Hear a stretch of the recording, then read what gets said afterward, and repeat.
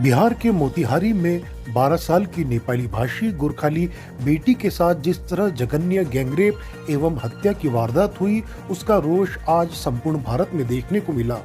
इसी क्रम में उत्तराखंड की राजधानी देहरादून के गढ़ी कैंट स्थित शहीद दुर्गामल योगा पार्क में आज कैंडल मार्च एवं भावपूर्ण शोक श्रद्धांजलि कार्यक्रम आयोजित किया गया। गोरखाली सुधार सभा के पहल पर इस आयोजित कार्यक्रम में न केवल गोरखाली समाज के गणमान्य लोग पहुंचे, बल्कि यहां पे निवास करने वाले शहर के अन्य प्रबुद्ध जन भी इस कैंडल मार्च के दौरान नन्ही बच्ची को इंसाफ दिलाने के लिए एकजुट नजर आए। आपको बता दें कि जिस तरह पूरे भारत के अलग अलग राज्यों में आज निर्धारित किया गया कि उक्त बच्ची को इंसाफ दिलाने के लिए सभी एकता प्रदर्शित करें, उसी क्रम के अनुसार आज उत्तराखंड की राजधानी देहरादून में इस कार्यक्रम का आयोजन किया गया। फांसी दो, फांसी दो, फांसी दो, फांसी दो, फांसी दो, फांसी दो, सुमित्रा के हत्यारों को फांसी दो, फांसी दो, फांसी दो, फांसी दो, बेटी के हत्यारों को फांसी दो, फांसी दो, सुमित्रा के हत्यारों को फांसी दो, फांसी दो। यह एक बेहद सराहनीय पहल रहा, जिसमें समाज के कई वर्गों के लोगों ने एकजुट होकर नन्ही बच्ची के हक में आवाज उठाई और हमारे दुख में शामिल हैं। हमारे दुख को जन जन तक पहुंचाने के लिए हमारे सभी मीडिया बंधुओं का भी हम हृदय से आभार प्रकट करते हैं।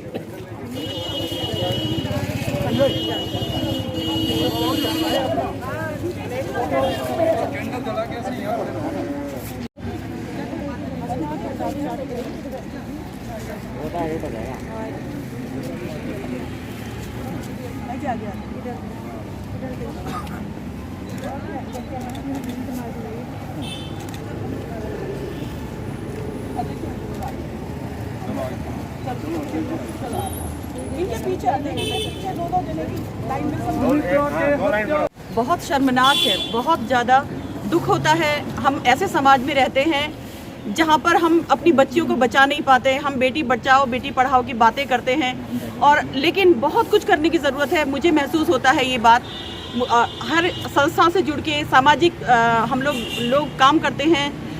हमें अपनी बेटियों को मजबूत बनाना है, उनको पढ़ाना लिखाना भी है, लेकिन सशक्त उनको हम तभी बना पाएंगे जब हम उनको ये भी सिखाएंगे कि जब हमारा कोई भी बच्चा होता है, चाहे वो बेटा हो चाहे वो बेटी हो, हम उसमें भी संस्कार दें। बेटियों को बचाने के लिए हम अपने बच्चों लड़कों को खास तौर पे शिक्षित बनाएं, और खास तौर पे हम उनको ये बताएं कि जिस माता ने उसको जन्म दिया है उसका अपमान कभी ना करें। दुख होता है, बहुत अफसोस होता है कि हम ऐसे समाज में रहते हैं। समाज को जागरूक होने की ज़रूरत है, जागरूक करने की ज़रूरत है। वैसे मुझे बोलने की इच्छा नहीं था, सुनने के बाद थोड़ा सा मुझे भाव आया जो वंदना इन्होंने बता दिया। मैं भी चाहता हूँ शिक्षा किसको देना है, किसको समझाना है। गुनाह कौन करता है, ये अपराध बलात्कार का कौन करता है?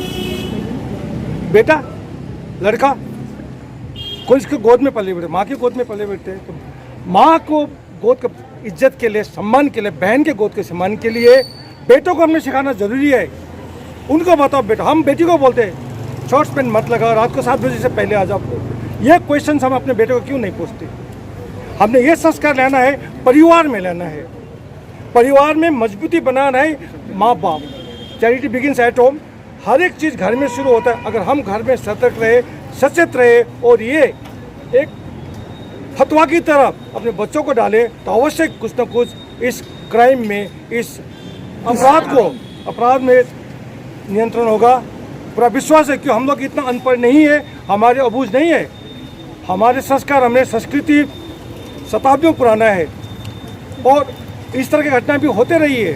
आपको पता 1924 में क्या हुआ था कलकत्ता में, ये विश्व रिकॉर्ड है। इसके बारे में बताना नहीं चाहता हूँ।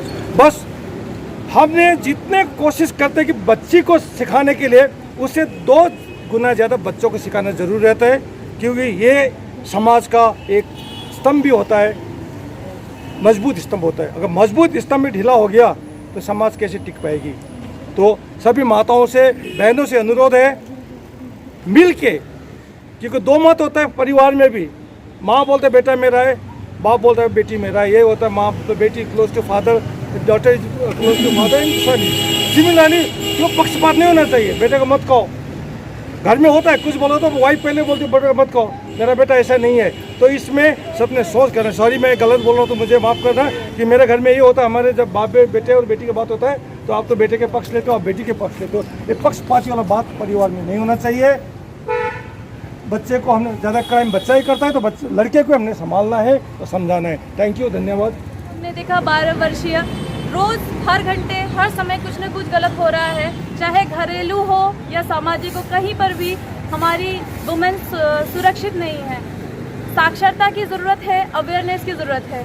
स्कूलों में हम लोग पढ़ाते हैं बॉयज़ को, गर्ल्स को कि क्या है, सेक्सुअल एजुकेशन दी जाती है, परंतु अगर ये बोलते शर्मीय घटना जो घट रही है हम इसको रोक नहीं पाएंगे तो हमारा देश कभी भी तरक्की को नहीं छू पाएगा। मैं कहना चाहूँगा ये बहुत ही शर्मनाक और बहुत ही दुखद घटना है। और देश में अक्सर सुनने में आता है कि आज फलाने जगह में ये हुआ, फलाने जगह में ये हुआ, ऐसे केस बहुत होते आ रहे हैं। ये सब अभी कई बुद्धिजीवियों ने ये कहा कि ये सब हमारी एजुकेशन की कमी के कारण, हमारी जागरूकता के कारण, कमी के कारण ये सब हो रहा है। तो जैसे कि कर्नल साहब ने कहा कि ये सब शिक्षा घर में ही मिलती है, तो घर में अगर ठीक तरीके से बच्चों को समझाया जाए, सिखाया जाए, बचपन से उनको संस्कृति उनके दिलो दिमाग में भरा जाए तो ऐसी घटनाएं कभी नहीं होगी। बिटिया है, उसके पिता जो है वो नाइट चौकीदार थे और उन दिन में वो चाय बेचते थे। वो लोग अपने घरों में नहीं थे और इस घटना को उनके ही मकान मालिक और उनके परिवार के 10 लोगों ने इसको अंजाम दिया और बिटिया की हत्या कर दी। लेकिन बिहार पुलिस ने जो उस मोतिहारी स्टेशन थाना के जो थाना अध्यक्ष थे उन्होंने भी ठीक व्यवहार न करके बिटिया का डेड बॉडी को अनाधिक तरीके से रात को ही उनका दाह संस्कार कर दिया गया और पुलिस ने भी कोई उनको कॉपरेट नहीं किया क्योंकि एक गरीब लाचार थे। इसलिए बिहार के गोरखा समाज ने यहाँ गोरखाली सुधार सभा को भी आह्वान किया कि आज के दिन पूरे भारत में इसी समय पर सभी लोग मिलकर के इस श्रद्धांजलि को अर्पित कर रहे हैं। मैं आए हुए सभी से इस शोकपूर्ण, इस अश्रुपूर्ण श्रद्धांजलि कार्यक्रम में मैं सभी को आह्वान करती हूँ कि सब अपनी कैंडल जलाकर हमारी बिटिया को एक श्रद्धापूर्वक अपनी श्रद्धांजलि दें और साथ ही उससे न्याय के लिए, इसका घोर विरोध करते हो, उसके न्याय के लिए आप लोग सभी लोग इस आवाज़ में हमारे साथ रहें, यही हमारी सबके साथ गुजारिश है। धन्यवाद। नमस्कार, मैं दीपक राय आज आपका स्वागत करता हूं एक दुखद, एक अश्रुपूर्ण घटना से जो बिहार के मोतिहारी में घटा और उसके फलस्वरूप उस बच्ची को न्याय दिलाने के लिए संपूर्ण भारत के गोरखाली समाज आज के दिन शाम को एक कैंडल मार्च का आह्वान करते हुए पूरे विश्व को एक पैगाम देना चाहते हैं कि गोरखाली समाज की बेटियां अकेली नहीं, उसको न्याय हर सूरत में मिलना चाहिए। न केवल वह गोरखाली समाज की बेटी है बल्कि वह भारत की भी एक नन्ही मासूम बच्ची है जिसको इंसाफ की दरकार है। आज हम खड़े हैं देहरादून में। देहरादून का दुर्गा मल पार्क का एक क्षेत्र है। यहाँ पे बहुत सारी महिलाएं समाज की है जो आज के दिन उस बच्ची को अश्रुपूरित श्रद्धांजलि देते हुए कैंडल मार्च का आयोजन कर रही है। आज हमारे साथ सबसे पहले हम बात करेंगे जो मौजूद है गोरखाली सुधार सभा की मीडिया प्रभारी प्रभाष शाह जी। प्रभाष शाह जी ने आज सारे कार्यक्रम के दौरान लोगों को सूचना दी, जागरूक किया एवं लोगों तक ये बात पहुंचाई कि उस नन्ही बच्ची, 12 साल की बच्ची जिनके साथ गैंगरेप किया गया और पुलिस के कथित मेल मिलाव के साथ उनको इंसाफ से दूर किया गया। हमारे हाथ मौजूद है प्रभाष शाह जी। प्रभाष शाह जी, आज का कार्यक्रम क्या पैगाम देने के लिए आपने किया है? ये पैगाम ये देने के लिए किया है कि बच्ची कहीं की भी हो, किसी जाति की हो, किसी धर्म की हुई हो, बच्ची बच्ची है और नादान एक 12 वर्षीय बच्ची के साथ जो ये बलात्कार हुआ है, तो हमारे अध्यक्ष जी माननीय श्री पदम सिंह थापा जी ने इस पर उनके गोरखा समाज पटना के आह्वान पर इस कार्यक्रम को यहाँ पर आयोजित किया। ये कार्यक्रम नहीं है, ये हमारी एक श्रद्धांजलि है और हमारा ये रोष है, हमारा विरोध है कि कोई भी इस तरह की हत्या करेगा तो हम उनको छोड़ेंगे नहीं। और हम सब समाज हमारे साथ, ये नहीं कि खाली गोरखा समाज, हमारे साथ सभी हमारी बहनें यहाँ पर मौजूद हैं जो कि हर समाज से हैं और हम लोग इस चीज को बिल्कुल भी नहीं ले रहे हैं कि ये एक गोरखाली बेटी के साथ हुआ है, बल्कि ये समाज की सभी लोगों के लिए एक संदेश है कि जब भी किसी बेटी के साथ अत्याचार होता है तो हमें खुल करके आवाज उठानी चाहिए, ना कि हम लोग हमारा नहीं है, ये हमारा नहीं है, पराया नहीं। बेटी बेटी है और बेटी सबकी है। हम लोगों ने इस स्लोगन में भी हमने यही लिखा है कि बेटियां जो है वो हमारी है। ये देखिए, हम लोगों ने इन स्लोगन्स में भी अपने संदेश को लिखा हुआ है।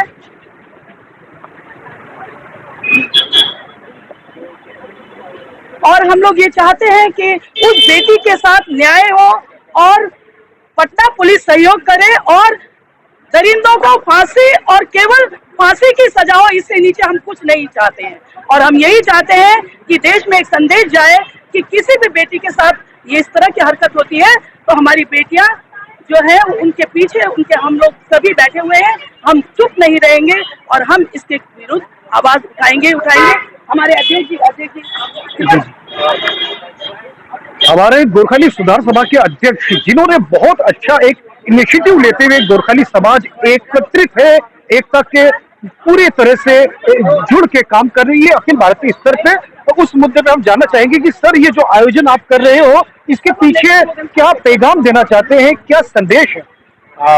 ये सिर्फ मात्र रोष जो प्रकट करने का जो आज सिलसिला चला है, ये सिर्फ गोरखा समाज का ही नहीं है, पूरे उत्तराखंड में, पूरे यूपी में, उत्तर प्रदेश में, बिहार में, मध्य प्रदेश में, सभी में हमारे द्वारा ये मैसेज प्लेस किया गया है कि ये जो आज श्रद्धांजलि बिटिया को दिया जा रहा है कैंडल मार्च के द्वारा, ये एक प्रकार का जो दंड अपराध हुआ है, इसके लिए पूरा भारतवर्ष ही बहुत दुखी है। पहली बात तो प्रशासन जो बिहार का है, हम चाहेंगे कि उन्होंने SIT रिपोर्ट्स वगैरह तो अपनी लिख ली है, पर जो तुरंत एक्शन जो उस टाइम होना था, वहाँ के जो उस एरिया के थाना अध्यक्ष थे, उन्होंने जो एक्शन लेना था वो नहीं लिया गया और उसकी वजह से अपराधियों को भागने में सफलता प्राप्त हुई। हम तो ये चाहते हैं कि ये जो आज यहाँ श्रद्धांजलि का आयोजन हुआ है, हम तहे दिल से उस बिटिया के परिवार के साथ में है और उस परिवार के पूरा सांत्वना अपना देना चाहते हैं कि सरकार उसमें, बिहार सरकार आगे आए, पीड़ितों के परिवार को मदद दे और इस तरह के कानून की बच्चियों को, मैं ये चाहता हूँ कि समुदाय के होने के नाते हम ये चाहते हैं कि बच्चों को शिक्षित किया जाए। लड़कों को ज्यादातर इस बारे में आजकल जो को एजुकेशन का जो शुरुआत की है गवर्नमेंट ने, उसको ज्यादा से ज्यादा आगे रूपांतर मिलना चाहिए, तो कि बच्चों को ये भेदभाव जो आपस में लड़का लड़की का है, जो आजकल जो न्यू एजुकेशन पॉलिसी में इसको एक विषय के तौर पे डालना चाहिए हमारी सरकार को और केंद्र सरकार को, कि आगे इस तरह से बच्चों में कोई भेदभाव ना हो, कि इस तरह की घृणित कार्य जो किया गया है, हम अपने समुदाय और विभिन्न समुदाय जो आज यहाँ आए हैं, साथ संस्थाएं आई हुई हैं, उनके सभी महानुभाव का यही है कि हम उन पीड़ित जो परिवार है उनको न्याय मिले। और सर आपने बहुत अच्छा आयोजन किया, इसके लिए देखिए आज का जो आयोजन है भारत के 10 राज्यों में जो गोरखाली समाज संस्थाओं के कार्यकर्ता है और स्थानीय लोग हैं मिलके कर रहे हैं उस मासूम सी बच्ची के लिए। हमारे साथ मौजूद है हमारे राज्य मंत्री TD भूटिया जी भी, उत्तराखंड गोरखा कल्याण परिषद के राज्य मंत्री है। सर आपसे जानना चाहेंगे कि एक समाज में इस तरह का जब रोष होता है तो उस समाज के साथ साथ अन्य महिलाओं को भी आपने जोड़ा है, सभी लोगों का आपका सामूहिक प्रयास है, तो आप जिस तरह उस बच्ची के लिए न्याय मांगते हैं तो बिहार सरकार से, क्योंकि आप एक संवैधानिक पद में बैठे व्यक्ति है, बिहार सरकार को आप क्या अपील करना चाहेंगे? सबसे पहली बात तो ये जघन्य अपराध जो किया है, इसने भी किया है, बहुत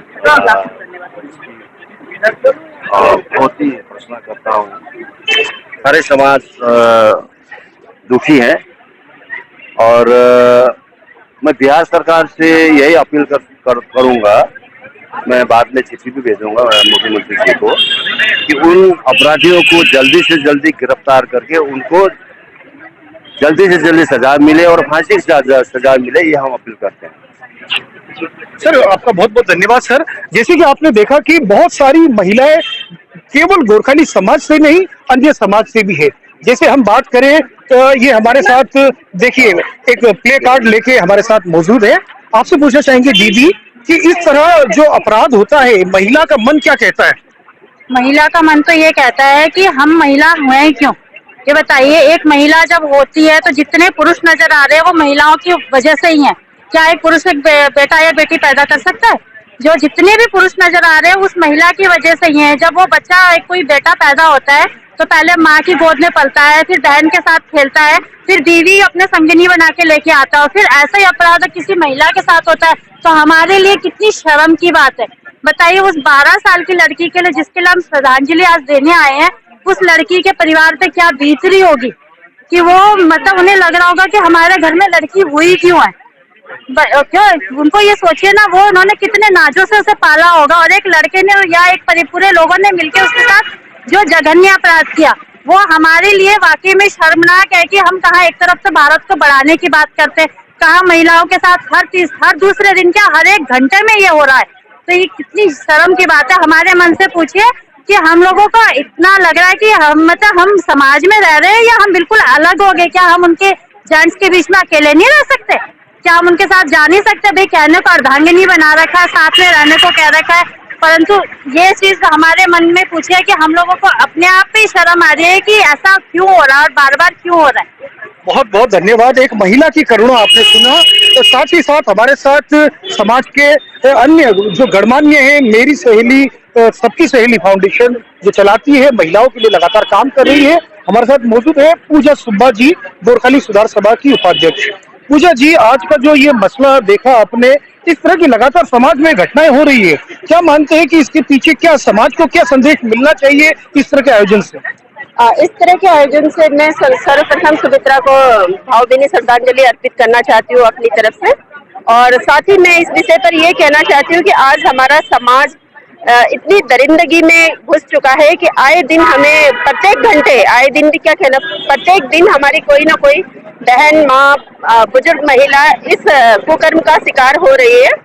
इसके प्रति सरकार को जागरूक होना चाहिए। मैं गोरखाली सुधार सभा की भी उपाध्यक्ष हूँ, तो हमने राष्ट्रीय महिला आयोग को और हमारे बिहार के मुख्यमंत्री जी को भी पत्र के माध्यम से इस विषय पर कड़ी से कड़ी सजा का प्रावधान करने के लिए कहा है। और जिस प्रकार से अभी आप लोग सभी जानते हैं कि बच्चों के लिए पोस्को का एक चलाया हुआ है, जिसमें कि फास्ट ट्रैक कोर्ट में इसको चलाया जाना चाहिए और जल्द से जल्द इनको सजा देनी चाहिए।